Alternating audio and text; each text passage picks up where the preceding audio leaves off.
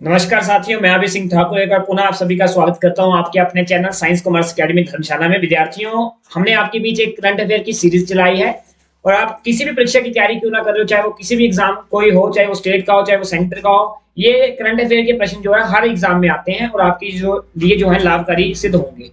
तो बच्चों, चलते हैं आज के पहले प्रश्न की ओर। पहला प्रश्न जो है आपके समक्ष, world economic outlook report is published by. World economic outlook report किसके द्वारा प्रकाशित की जाती है? तो इसका सही आंसर रहेगा ए, आईएमएफ के द्वारा। आईएमएफ की फुल फॉर्म बच्चों इंटरनेशनल मॉनेटरी फंड, इसका सही रहेगा फुल फॉर्म। और अगर मैं बात करूं इसका जो मुख्यालय है वो कहां पे है? यूएसए में। यूएसए के कहां? यूएसए की जो कैपिटल है वॉशिंगटन डीसी, वॉशिंगटन डीसी में इसका हेडक्वार्टर है बच्चों। अगर मैं बात करूं इसकी ग्लोबल प्रोजेक्शन की, इसकी जो इकोनॉमी थी 2023 के अंदर इस साल, वो जो थी 2.8 थी। और अगर बात करें 2024 में, तो 2024 में बच्चों ये 3.0 पर होने का लक्ष्य जो है तय किया गया है। आई होप आपको ये बात क्लियर हुई है। चलते हैं आज के दूसरे प्रश्न की ओर। Mithun is a state animal of which state? ये जो मिथुन मतलब एक पशु है, ये किस राज्य का राजकीय पशु है? तो इसका जो सही आंसर रहेगा वो रहेगा अरुणाचल प्रदेश, सी। भारत के जितने भी पूर्वोत्तर राज्य आपको दिखेंगे उन सभी राज्यों में ये पाया जाता है। देखिए, जैसे आपको नीचे दिख भी रहा होगा, अरुणाचल प्रदेश, नागालैंड, मणिपुर, मिजोरम, इन चार राज्यों में जो है ये पशु पाया जाता है। लेकिन अरुणाचल प्रदेश का ये जो है स्टेट एनिमल है। इतनी बात आपको क्लियर होगी। इसके साथ अगर हम नेशनल लेवल पे बात करें तो चीन हो गया, बांग्लादेश हो गया, इसी के साथ आपका भारत का पूर्वोत्तर हिस्सा हो गया, म्यांमार हो गया। इन चार इंटरनेशनल कंट्रीज में जो है ये जानवर जो है पाया जाता है। ये एक गोवंशीय, आप गोवंशीय पशु बोल सकते हैं उसको, एक गोवंशीय पशु है ये। और भारत के अरुणाचल प्रदेश स्टेट जो है इसका स्टेट एनिमल है। आई होप आपको ये बात क्लियर हुई है। इसके साथ अगर मैं बात करूं किसने इसको ये अथॉरिटी दी है, किसने ये मतलब ये बात कही है, ये जो एफएसएसए हमारा एक ऑर्गेनाइजेशन है जिसकी फुल फॉर्म आपको एब्रीविएशन अगर मैं दूं, food safety and standard authority of India. इन्होंने कहा है कि जो मिथुन है ये declared as a food animal, ये हमारा जो है फूड एनिमल के रूप में इसको डिक्लेयर किया। किसने? एफएसएसएआई ने, food safety and standard authority of India के द्वारा ये मान्यता प्रदान है कि मिथुन जो है वो आपका फूड एनिमल है। आई होप आपको ये बात क्लियर हुई। चलते हैं आज के तीसरे प्रश्न की ओर। India's first lighthouse festival took place in which state? Bharat का पहला प्रकाश स्तंभ उत्सव किस राज्य में हुआ? देखिए बच्चों, इसके बारे में बात करें, केंद्रीय पतन, पोत एवं परिवहन, जलमार्ग तथा आयुष मंत्री जो है हमारे भारत के, सर्बानंद सोनोवाल, इन्होंने 23 सितंबर 2023 को गोवा के पणजी में एक ऐतिहासिक किला है, उस किले का नाम अगर मैं आपको बताऊं, अगोड़ा। इस अगोड़ा किले में जो है बच्चों भारतीय प्रकाश स्तंभ उत्सव, या आप इसको बोल सकते हो भारतीय लाइट हाउस महोत्सव का जो है इसके प्रथम संस्करण का उद्घाटन किया है।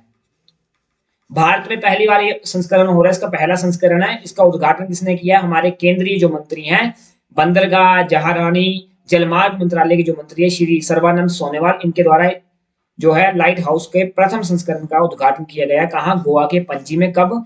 23 सितंबर 2023 को। आई होप आपको ये बात क्लियर हुई है। चलते हैं आज के चौथे प्रश्न की ओर। When is World Food Day celebrated every year? प्रत्येक वर्ष विश्व खाद्य दिवस कब मनाया जाता है? इसका सही आंसर रहेगा ऑप्शन ए, 16 अक्टूबर को। बच्चों, इसको मतलब किसके द्वारा मान्यता दी गई है, कौन इसको ऑर्गेनाइज करवाता है? तो इसके पीछे का आंसर आएगा आपको एफएओ। एफएओ का मतलब फूड एंड एग्रीकल्चरल ऑर्गेनाइजेशन। इसका जो मुख्यालय है वो है रोम में। इतनी बात आपको क्लियर है। एफएओ का जो मुख्यालय हेडक्वार्टर है वो रोम के अंदर है। इतनी बात आपकी क्लियर हो जाती है। ये एफएओ है क्या? एक स्पेशलाइज्ड एजेंसी है। किसकी? यूनाइटेड नेशंस की। इतनी बात आपको क्लियर होनी चाहिए। वर्ल्ड फूड डे जो सेलिब्रेट किया जाता है उसी ऑर्गेनाइजेशन के द्वारा सेलिब्रेट करवाया जाता है। कब? 16 अक्टूबर को। और इस बार जो 2023 का वर्ल्ड फूड डे मनाया गया है उसकी थीम क्या थी बच्चों? उसकी थीम थी स्वस्थ कल के लिए आज का सुरक्षित भोजन। मगर अगर कल आप चाहते हो आपकी हेल्थ अच्छी हो, आपका पास स्वस्थ जीवन हो, तो उसके पीछे का जो एक ही कारण है कि आपके पास आज का जो खाना है वो सुरक्षित होना चाहिए। एक सुरक्षित भोजन आपके पास होना चाहिए। आपकी आई होप आपको ये बात क्लियर हुई है। चलते हैं आज के पांचवें प्रश्न की ओर। India launched a global capacity building initiative with which of the following institutions? Bharat ने निम्नलिखित में से किस संस्थान के साथ वैश्विक क्षमता निर्माण पहल शुरू की है? इसका सही आंसर रहेगा बच्चों यूएन के साथ। इंडिया जो है यूएन कैपेसिटी बिल्डिंग इनिशिएटिव ले रहा है। ये आपकी जो प्रेसिडेंसी हमारे पास थी G20 की, उस G20 प्रेसिडेंसी में ये मतलब निर्धारित किया गया है। इतनी बात आपने क्लियर रखनी है। और एम क्या है इसका, to share India's development experiences with partner countries. जो भारत के पार्टनर कंट्रीज है उनके साथ भारत कुछ चीजों को शेयर करेगा, लाइक इंडिया के जो डेवलपमेंट हमारे एक्सपीरियंस है, मतलब विकास के जो अनुभव है, उनको अपनी भागीदार देशों के साथ साझा करेगा, ताकि दूसरे देश भी जो है वो आगे बढ़कर अपना डेवलपमेंट कर सके। तो आई होप आपको ये बात क्लियर हुई होगी। चलते हैं आज के छठे प्रश्न की ओर। प्रमिला मलिक किस राज्य विधानसभा की पहली महिला अध्यक्ष बनी है? तो इसका सही आंसर रहेगा उड़ीसा। बच्चों उड़ीसा की बात करें तो उड़ीसा की राजधानी भुवनेश्वर में, इतनी बात आपने याद रखनी है। और अगर बात करें राज्यपाल की तो रघुबर दास वहां के राज्यपाल हैं। और मुख्यमंत्री की बात करें तो नवीन पटनायक वहां के मुख्यमंत्री हैं। राज्यसभा की सीटों की बात करें तो 10 राज्यसभा की सीटें हैं, और लोकसभा से बात करें तो 21 सीटें लोकसभा की हैं। अगर मैं बात करूं प्रथम महिला लोकसभा अध्यक्ष, ये तो अब विधानसभा की प्रश्न आया ना, लोकसभा अध्यक्ष कौन है, वो भी इंडिया की, भारत की प्रथम महिला लोकसभा अध्यक्ष कौन थी? तो मीरा कुमारी इसका आंसर रहेगा बच्चों। मीरा कुमारी कौन थी? ये बिहार राज्य से लोकसभा की मतलब कैंडिडेट थी, प्रतिनिधित्व किया था इन्होंने। लोकसभा में एक सासाराम करके जगह है बिहार के अंदर, इस सासाराम लोकसभा के क्षेत्र से नेतृत्व किया था मीरा कुमारी ने। कब? 2009 में, जिस वर्ष आपकी मनमोहन जी जो थे हमारे प्रधानमंत्री रहे हैं, इनकी सरकार जिस समय थी, मनमोहन जी की सरकार में ये जो थी हमारी अध्यक्ष थी, लोकसभा की स्पीकर थी। आई होप आपको ये बात क्लियर हुई होगी। आगे प्रश्न आ जाता है, भारत की प्रथम महिला लोकसभा अध्यक्ष कौन है? तो मीरा कुमारी आपका सही आंसर रहेगा। कहां से थी? ये बिहार के सासाराम लोकसभा के क्षेत्र से इन्होंने नेतृत्व किया था 2009 के अंदर। और किस प्रधानमंत्री के टाइम पीरियड ये रही है स्पीकर? मनमोहन सिंह, जो कि कांग्रेस पार्टी के प्रधानमंत्री थे। आई होप आपको ये बात क्लियर हुई होगी। चलते हैं आज के 7वें प्रश्न की ओर। हु हैज वॉन शास्त्रा रामानुजन प्राइज 2023? शास्त्र रामानुजन पुरस्कार 2023 से किसको पुरस्कृत जो है वो किया गया? बच्चों अगर बात करें रामानुजन सर की, तो ये कौन थे? इनको एक वर्ड यूज किया जाता है इनके लिए, the man who knew infinity. ये वो व्यक्ति है जो इन्फिनिटी को भी जानते थे। इनके लिए एक फ्रेज ये यूज की जाती है। और अगर इनके जन्म की बात करें, इनका जन्म 22 दिसंबर को हुआ था 1887 को। इनकी जो मृत्यु है वो 26 अप्रैल को होती है बच्चों 1920 को। रामानुजन ग्रेट मैथमेटिशियन थे इंडिया के। और अगर बात करें इनसे रिलेटेड, इनका जो एक पुरस्कार, इनसे संबंधित पुरस्कार दिया जाता है, वो किनको मिला गया है इस बार का? एक व्यक्ति है रुई झांग। ये व्यक्ति कौन है? ये भाई साहब यूएसए में कैलिफोर्निया आपकी जो एक यूनिवर्सिटी है, कैलिफोर्निया यूनिवर्सिटी, इस कैलिफोर्निया यूनिवर्सिटी में मैथ्स के जो हैं असिस्टेंट प्रोफेसर है। मैथमेटिक्स के असिस्टेंट प्रोफेसर है। इनके गणित के क्षेत्र में उत्कृष्ट प्रदर्शन को देखते हुए इस बार इनको शास्त्र रामानुजन पुरस्कार से जो है पुरस्कृत किया गया 2023 में। तो आपका option A is the right answer. I hope आपको ये बात क्लियर हुई होगी। चलते हैं आज के 8वें प्रश्न की ओर। Which country unveiled its first domestical built submarine हाइकून?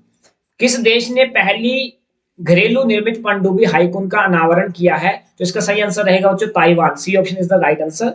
चलते हैं आज के 9वें प्रश्न की ओर। Largest statue of doctor Bhimrao Ambedkar outside India has been unveiled in which country?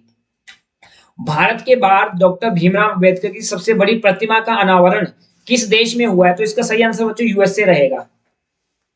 USA में किया गया है। और किस नाम से बच्चों? Statue of equality. इक्वेलिटी पे इन्होंने बहुत ज्यादा कार्य किया डॉक्टर भीमराव अंबेडकर ने भारत में। तो स्टैच्यू ऑफ इक्वेलिटी जो है इस नाम से यूएसए में इनकी एक प्रतिमा जो है वो स्थापित की गई है। अगर उसकी मैं हाइट की बात करूं, कितनी लंबी ये ऊंचाई इसकी है, 19 फीट की ये मूर्ति है बच्चों, 19 फीट की। और एक और बात भी आपके लिए यहाँ पे मैं क्लियर करूंगा, क्योंकि आज रामानुजन के बारे में हमने थोड़ी बहुत बात की, तो उनके बारे में बता देता हूँ कि statue of equality of Ramanujan ये भी एक मूर्ति है भारत में। Statue of equality of Ramanujan बच्चों ये कहाँ है? ये है तेलंगाना में। तो ये बात आपने याद रखनी, तेलंगाना हमारी सदर्न एक स्टेट है, इस सदर्न स्टेट के अंदर ये है। आई होप आपको ये बात क्लियर हुई होगी। चलते हैं आज के 10वें प्रश्न की ओर। नोकिया ऑप्टन first 6G lab facility in which country? Nokia ने किस शहर में 6G लैब सुविधा खोली? तो बच्चों इसका सही आंसर रहेगा बेंगलुरु में। Option A is the right answer. चलते हैं 11वें प्रश्न की ओर। इंडिया कंडक्टेड एक्सरसाइज संप्रति विद व्हिच कंट्री, भारत ने किस देश के साथ संप्रति अभ्यास आयोजित किया? तो इसका सही आंसर बच्चा बांग्लादेश रहेगा। इंडिया वर्सेस बांग्लादेश में ये एक्सरसाइज हुई है। आई होप आपको ये बात क्लियर हुई होगी। कब हुई है ये? 3 अक्टूबर 2023 को ये एक्सरसाइज हुई है और ये इसका संस्करण सेशन 19वां सेशन था। आई होप आपको ये बात क्लियर हुई है। कहाँ हुई? भारत में मेघालय में एक जगह उमरोई, मेघालय में उमरोई में ये अभ्यास जो है बायलेटरल, आप इसको बोल सकते हो बायलेटरल डिफेंस एक्सरसाइज है ये। बायलेटरल डिफेंस एक्सरसाइज कहाँ हुई है? मेघालय में हुई है। किस किस के बीच हुई है? इंडिया वर्सेस बांग्लादेश में हुई है 3 अक्टूबर 2023 को और बांग्लादेश के साथ हुई है। आई होप आपको ये बात क्लियर हुई होगी। चलते हैं आज के 12वें प्रश्न की ओर। Which country become the first lender to offer ONDC network gift card?